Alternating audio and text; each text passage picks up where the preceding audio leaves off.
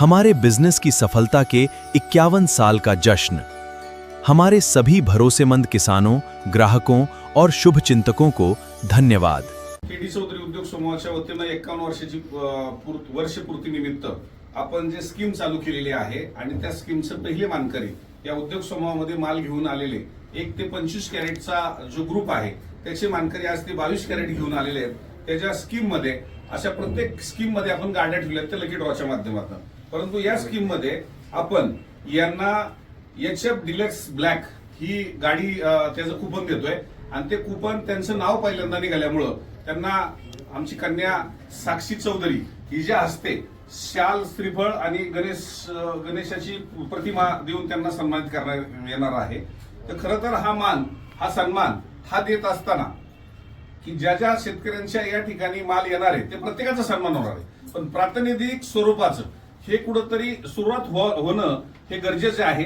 आणि योगाने ह्या शेतकऱ्यांनी अनेकांना गायडन्स केलेलं आहे, अनेकांना या पिढीपर्यंत आणलेले असे असंख्य शेतकरी, त्यातले हे प्रतिनिधित्व त्यांनी स्वीकारलं। त्यांचा इथं शाल, श्रीफळ देऊन त्या ठिकाणी सन्मान होत असताना यांच्या हस्ते आज आपण त्यांना एक गणेशरायाची प्रतिमा पण देत आहोत की जेणेकरून खऱ्या अर्थानं आज शेतकऱ्याला इथं मान सन्मान देऊन आपण हे करतोय। तर तुम्हाला या ठिकाणी सन्मान जो होतोय ही स्कीम होती त्याबद्दल तुमचं काय मत आहे?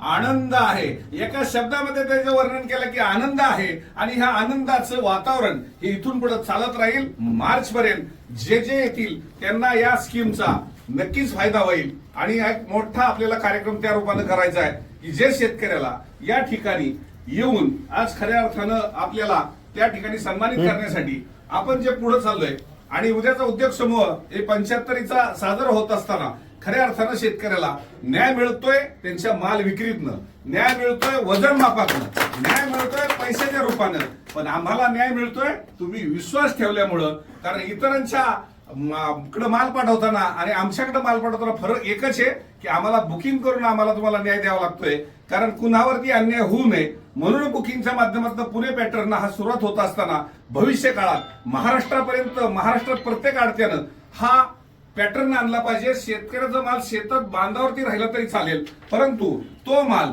खऱ्या अर्थानं बाजारपेठेत आला तर विकावाच लागतो, मग तो बाजार मंदी झाला तरी विकावा लागतो। त्यासाठी आपल्याला बुकिंग हे पॅटर्न चालू करत असताना माझ्या शेतकऱ्याचा यांनी एकच शब्द काढला, आनंद वाटतोय। आणि हा आनंदच हा आयुष्यभर या फर्मच्या रूपाने जो जोडलाय त्याला मिळत राहो हीच मी गणरायाच्या चरणी प्रार्थना करतो। धन्यवाद।